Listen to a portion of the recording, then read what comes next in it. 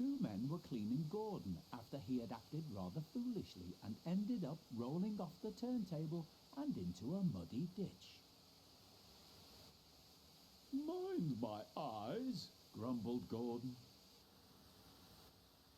"Have you ever seen so much mud?" said one of the cleaners. "No, I haven't," said the other. "You ought to be ashamed, Gordon, letting yourself get so dirty." "Well," thought Gordon, "I don't have time to worry about my appearance like some engines do." The hosing and scrubbing suddenly stopped. Gordon opened his eyes, but quickly closed them again when he saw who was standing in front of him. "Wake up, Gordon," said Sir Topham Hatt, "and listen to me. Given your recent behaviour, I've decided that you will pull no more coaches until you prove to me that you can be a really useful engine. Perhaps pulling trucks for a while will teach you a lesson." "Yes, sir," said Gordon quietly. So Gordon had to spend his time pulling and pushing trucks.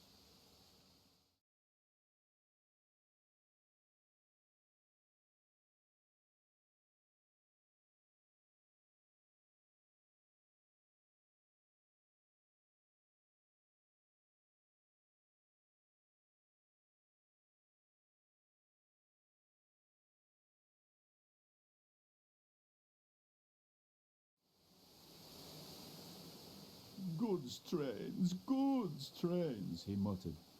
"Oh, the shame of it." And he bumped the trucks again. Oh, cried the trucks as he shunted them around the yard. James was standing nearby watching him. "Trucks will be trucks," he said. "They won't with me," grunted Gordon. "I'll teach them." "They tried to push me down the hill this morning," he explained. "It's slippery there, so you'll probably need help." "I don't need help on hills," puffed James. Gordon laughed and headed off to get ready for his next goods train. "Come on, James," said his driver. "It's almost time for the express." And with that, James puffed away to collect his waiting coaches.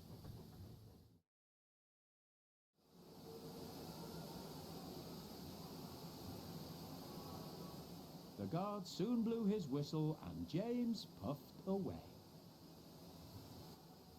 Come on, he puffed to the coaches.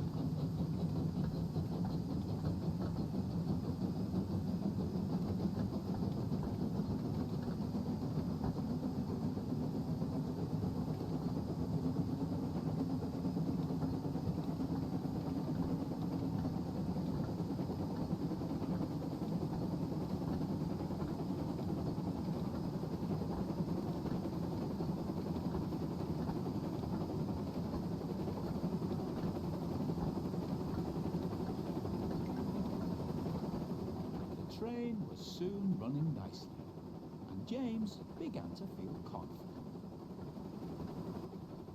Slippery hills indeed. I don't need help, he puffed.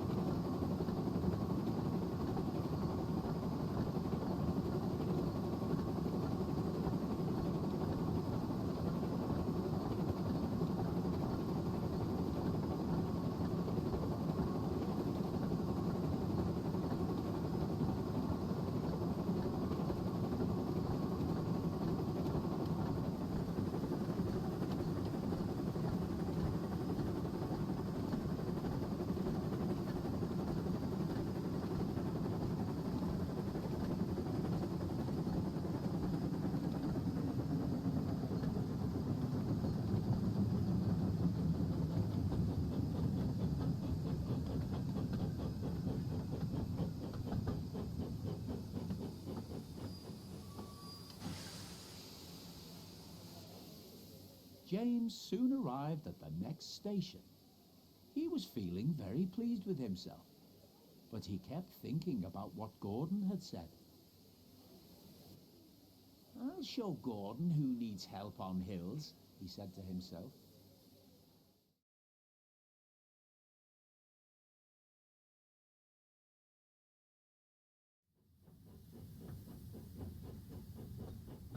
But soon James reached the bottom of the hill. Strong winds from the sea made the hill hard to climb. Leaves fallen from the nearby trees were now covering the rails, and the recent rainfall meant that they were too heavy to be blown away by the wind. I'll do it, he puffed. But his wheels slipped on the leaves. I must do it, he panted. But try as he might, his wheels kept on slipping, and he couldn't pull the train at all. Help, help, cried James. His wheels were turning forwards, but the heavy coaches pulled him backwards, and soon the whole train started slipping down the hill. James's driver applied the brakes, then going carefully reversed the train back down the hill, and they headed back to the station.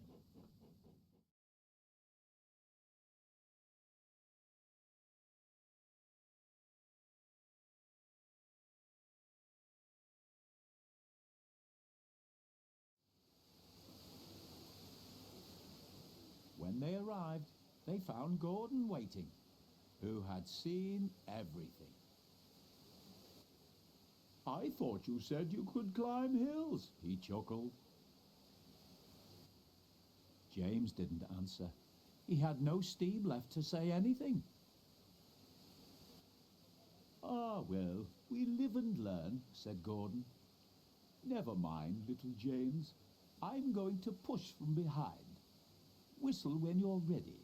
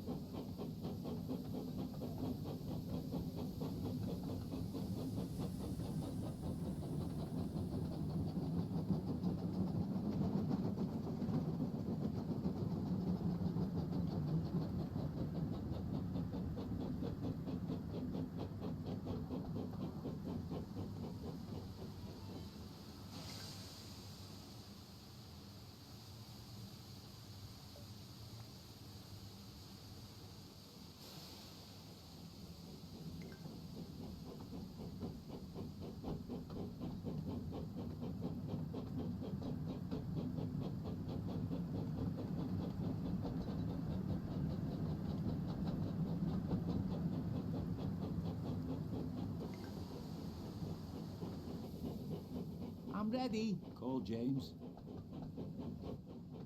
"So am I," replied Gordon. "Pull hard." "We'll do it," puffed James.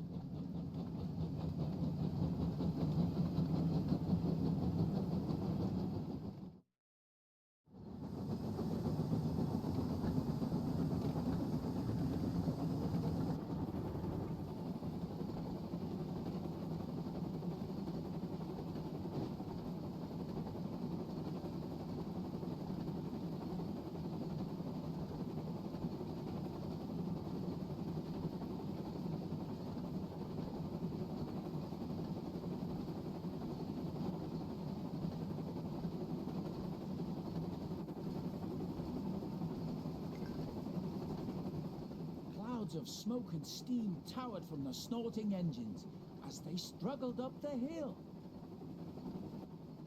"We can do it," puffed James.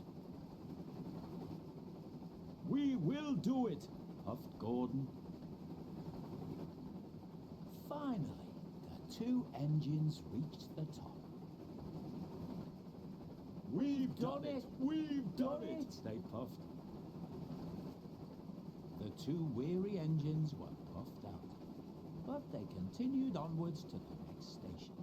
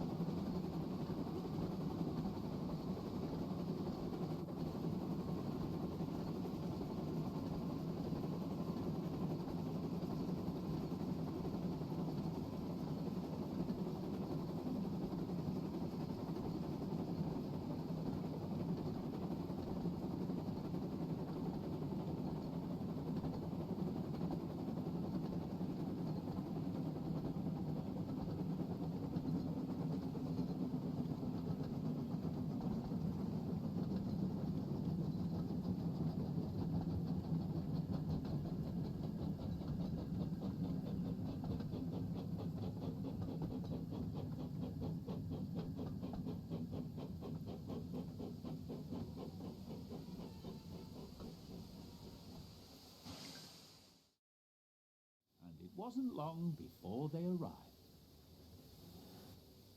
"Thank you, Gordon," whistled James. Gordon whistled goodbye as he watched James puff away. Then slowly he trundled back to his waiting trucks.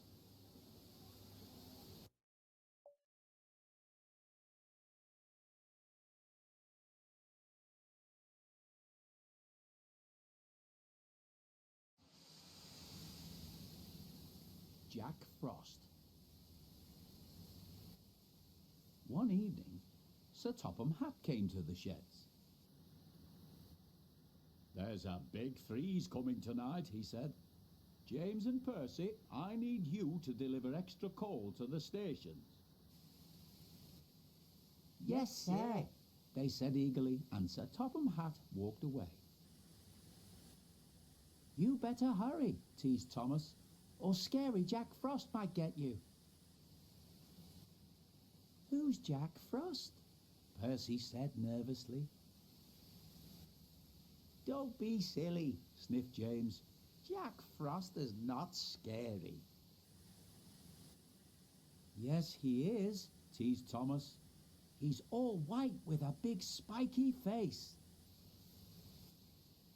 "Rubbish," said James. James knew Jack Frost wasn't scary, but poor Percy wasn't so sure.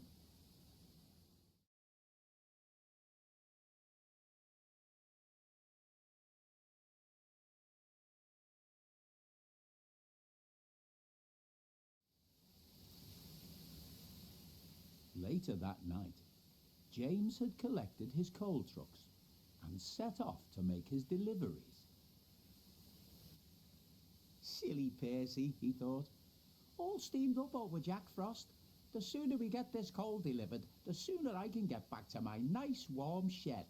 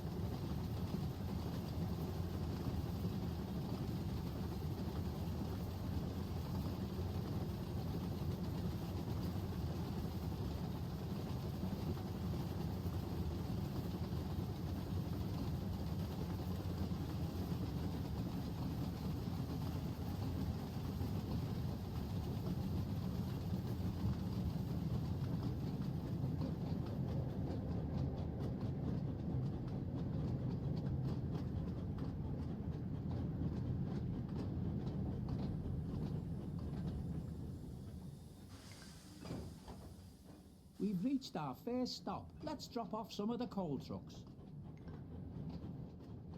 That's one delivery complete, so let's head to our next stop.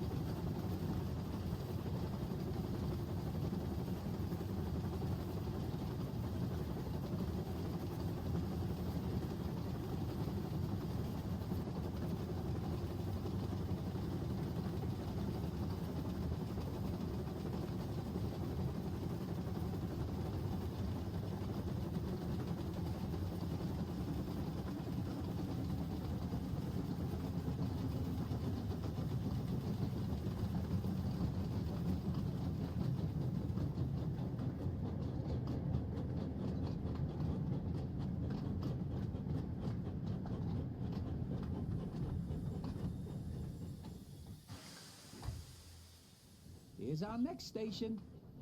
Let's drop off some more coal. That's another delivery complete.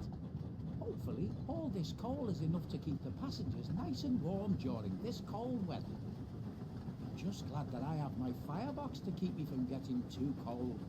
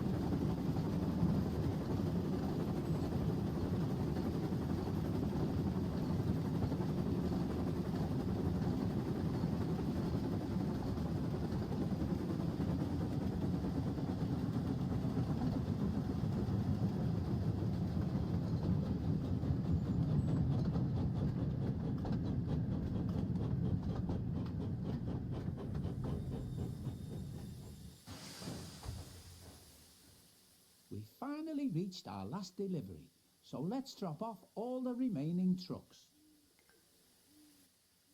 That's all of the coal delivered. Now I can get back to my nice warm shed. And with that, James puffed back towards Tidmouth Sheds.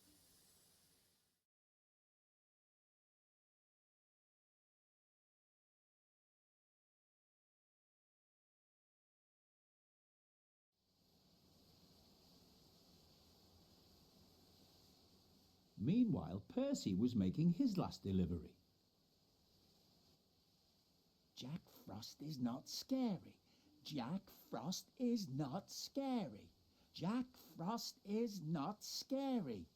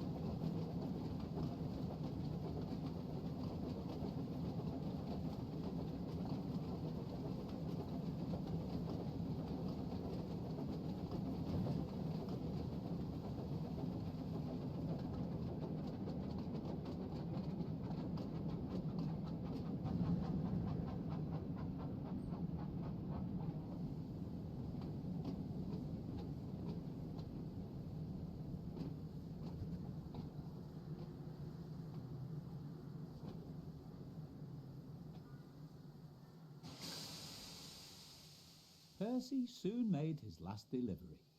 The station master was very pleased to see him.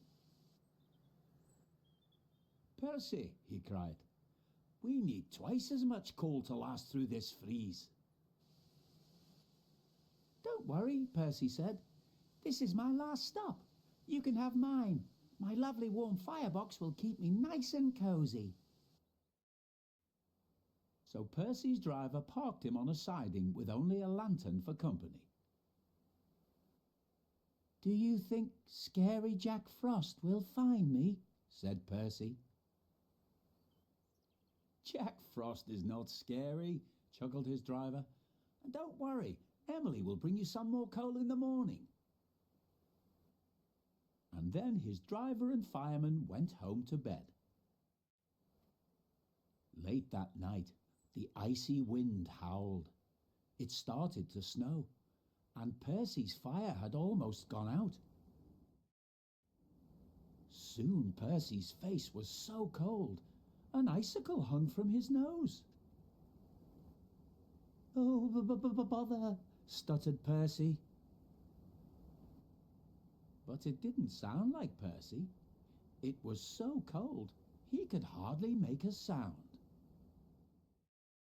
The next morning, Emily arrived with plenty of coal for Percy. "Oh my," she said, "it looks like Jack Frost really got you there." Soon Percy was loaded with fresh coal, and his fire was soon burning nicely. It wasn't long before his ice mask melted away. "So scary Jack Frost is only frost," puffed Percy happily, and soon he was as warm as toast.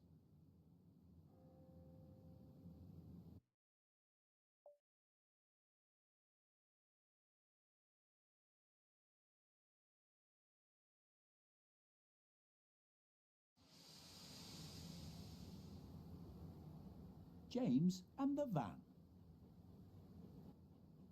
It was a frosty morning on the island of Sodor, and James was bringing a goods train from the Little Western. He was cold and tired, and wouldn't stop complaining. "Why couldn't Duck or Oliver do this?" he moaned.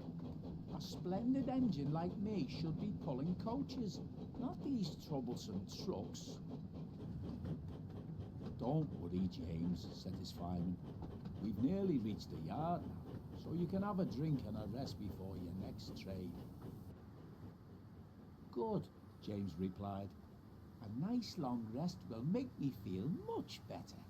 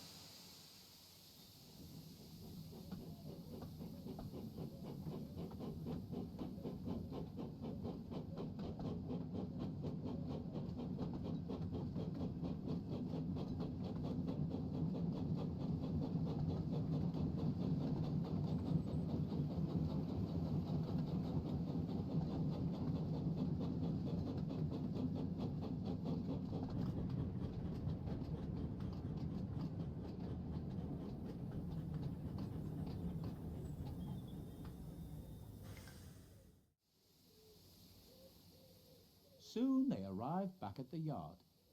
James was still feeling rather upset, and as he stood in the yard, the icy wind swirled around his smokebox. "Bother this cold weather," he shivered. "Right," said his fireman. "I'll jump down and uncouple the trucks. Then we can go and fetch the coaches." He walked over to the coupling and tried to uncouple it. But try as he might, it would not budge. "What's going on back there?" asked James. "I'm going to be late for my passengers." "There seems to be a problem with the coupling," said his fireman at last. "It looks like we're going to have to take the van with us." "What?" exclaimed James. "Pull my train and this horrible van too? No, I won't. What would the other engines think if they found out?"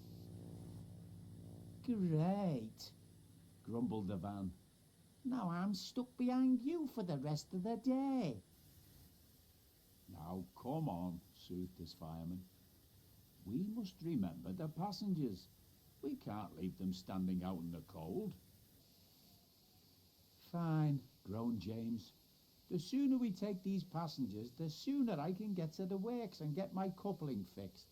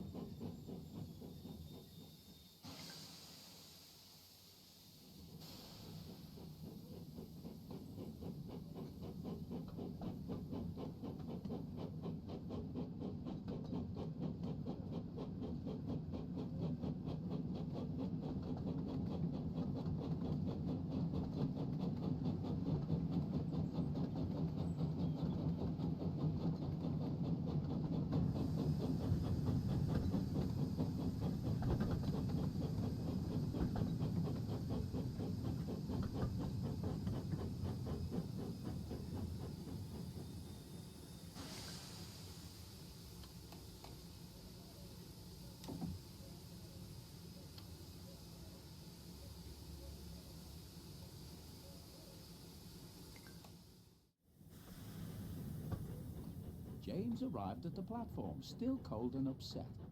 As he watched the passengers begin to board the train, he was surprised to see that the passengers didn't take much notice of the van.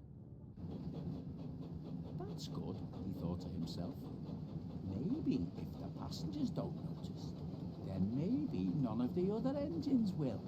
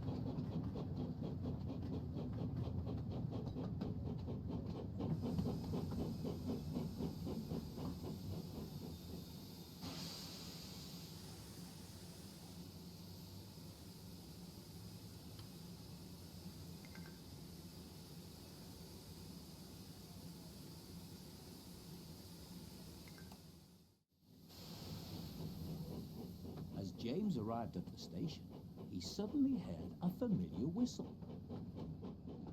"Oh, no," said James. "It's Gordon." Hello, little James. What are you doing coupled to that van? Asked Gordon. Oh, is that what passes as a special coach nowadays? Gordon puffed away, still laughing. James tried to ignore him, and it wasn't long before the guard's whistle blew and they continued on their way.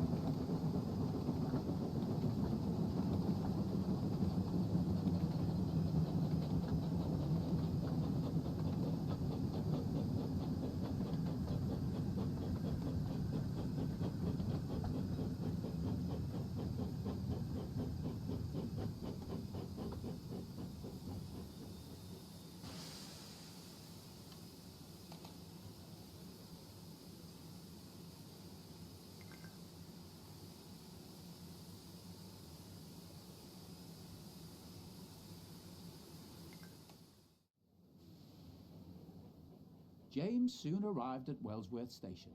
As the passengers began to board, he suddenly noticed the station master talking to someone with a large wooden box. "I'm sorry, but you can't bring this on the train," said the station master. "There isn't enough space. You'll need to wait for the mail train later tonight." "But I'm performing in an important concert," explained the passenger, "and I must get myself and my piano there on time." James listened carefully, and suddenly an idea came to him. "Excuse me," he called, "but you could try putting your piano into my van. I'm sure it would fit, and it would mean you could get to your concert on time." The passenger was delighted. "That's a wonderful idea, James," said the passenger. "What a clever engine you are." James felt rather pleased with himself.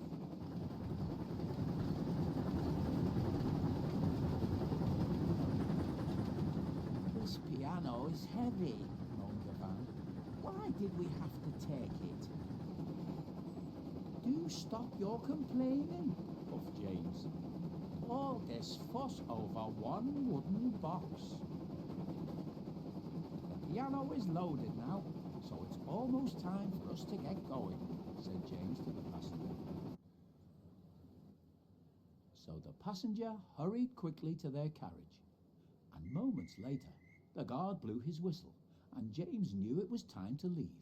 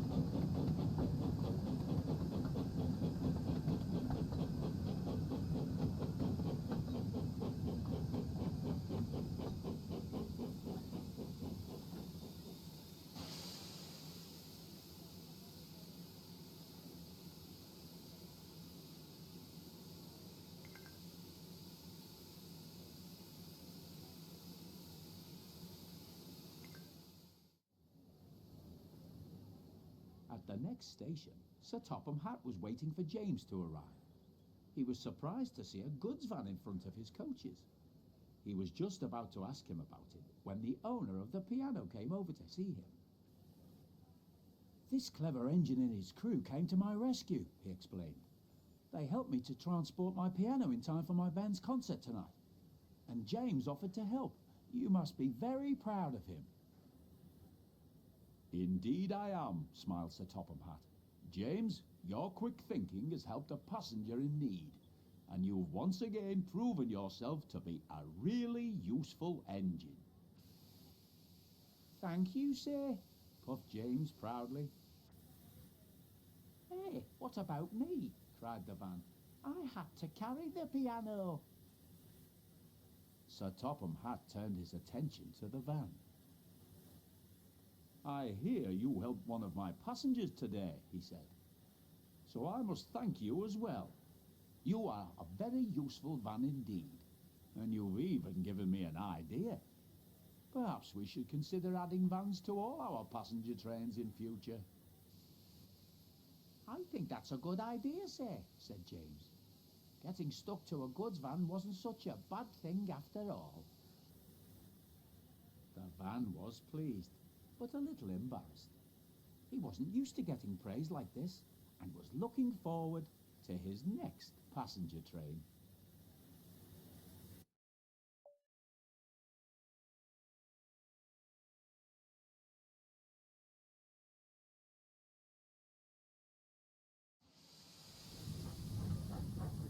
First class engine.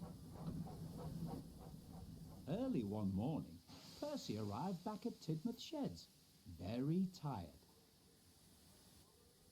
"Morning, Percy," said Thomas. "You do look tired." "Yes, I am," said Percy sleepily. "I was up all night delivering the mail. It seems like there are more letters and parcels than ever." "Heh," scoffed James. "You're only a little engine. No wonder you struggle to manage those heavy vans. Perhaps Sir Topham Hatt should give the job to another engine, or even Harold. I'm sure they could manage the work." "I can manage fine on my own, thank you," said Percy firmly. "Perhaps," said a voice, "you could do with a little help, Percy." It was Sir Topham Hatt, who had just arrived and had heard everything. "James, you think another engine should help take the mail. I think that's a very good idea, and I'm sure Percy wouldn't mind the lighter workload for a while." Percy was pleased, and James looked smug. That was until Sir Topham Hatt continued. "I'm assigning both you and Percy to tonight's mail run. You can help him collect all the letters and parcels that need to go to the mainland." James was horrified.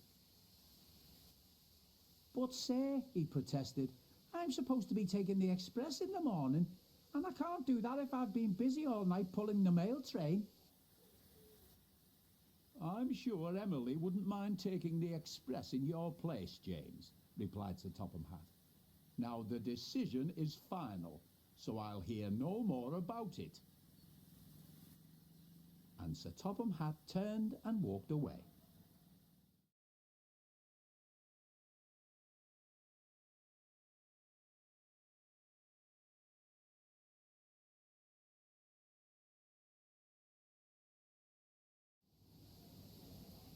Later that night, James and Percy had collected their mail vans and were waiting for them to be loaded at Knapford Station. Percy was trying to explain to James what he had to do, but James was taking no notice. "James, you must remember to collect all the bags of mail at each station," explained Percy. "Sometimes the mail will arrive by road, so you have to be patient and wait for the van to arrive and be loaded into your train before you leave." But James was too busy thinking about getting back to his shed and waking up to pull the morning express. Just then, the guard's whistle blew, and the two engines set off. "Good luck, James," said Percy. "I'll manage fine, thank you," James grumbled. Silly Percy, thinking I can't manage a few bags of mail. It can't be that difficult.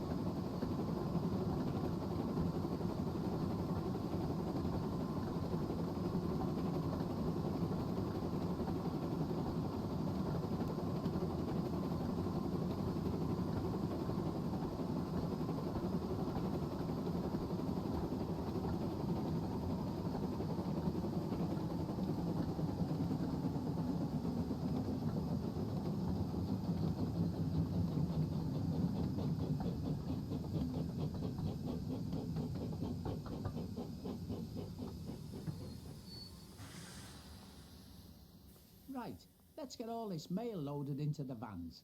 Then we can be on our way. That's all the mail from this station. Let's get going.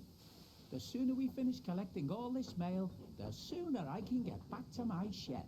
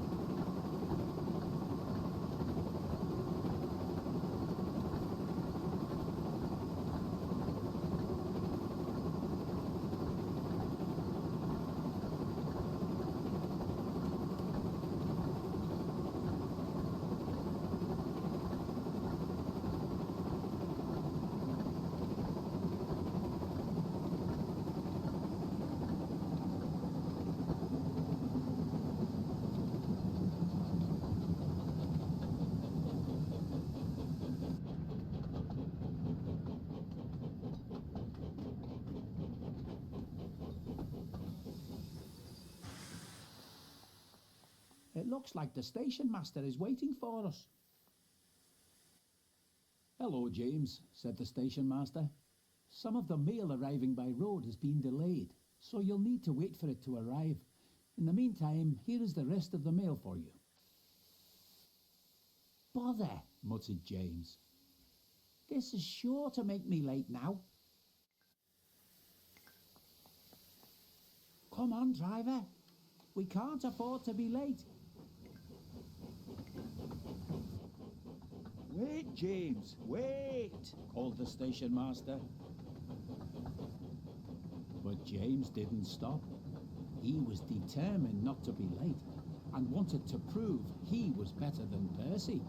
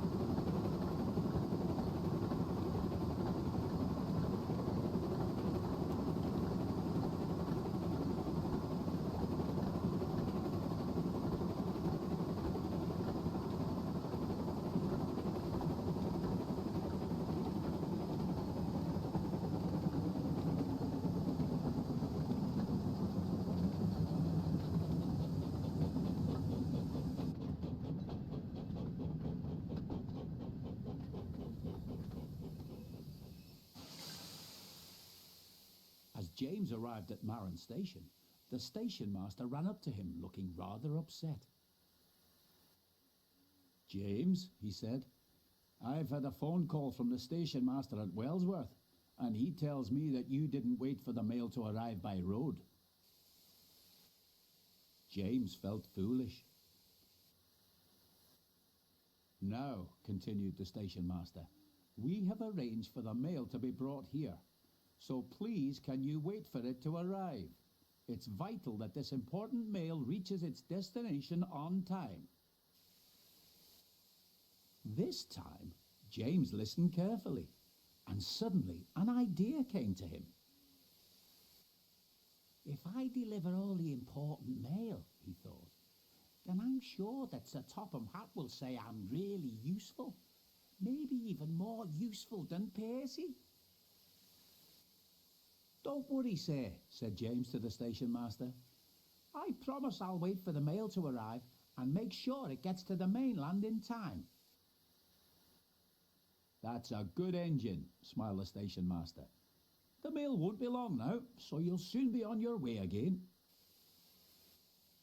So James waited for the mail to arrive.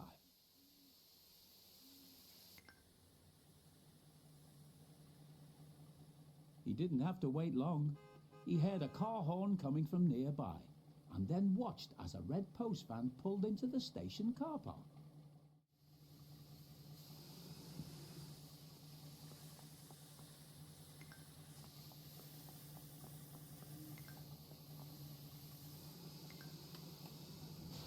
Soon the important mail was loaded, and James puffed quickly away.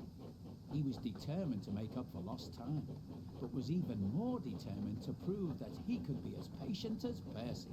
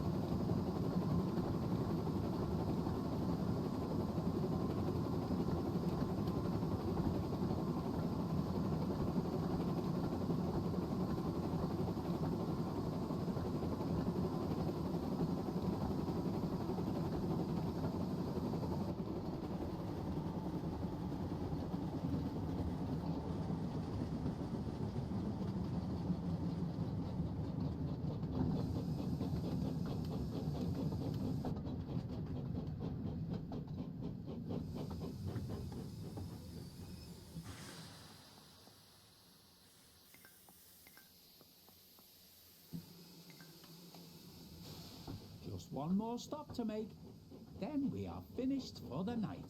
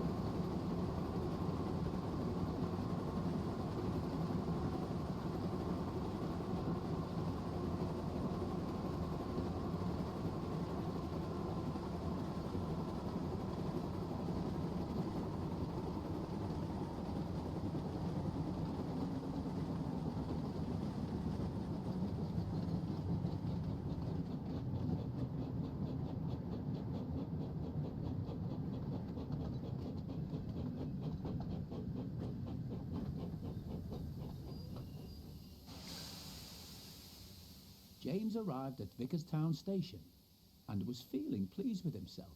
He had collected all the mail and tried his best to make up for lost time. Percy was already there waiting for him, and so was Sir Topham Hatt. James was worried what he would say about him not being patient and waiting for the mail. "Ah, there you are, James," said Sir Topham Hatt. "I've heard from several of the station masters that you've done a good night's work," Sir Topham Hatt smiled. "I've also heard that there was a small incident at Wellsworth Station," he added. "But you put things right and have made sure that all the mail arrived on time. You have once again proved to me that you are a really useful engine, and a first-class one at that." "Well done, James," puffed Percy excitedly.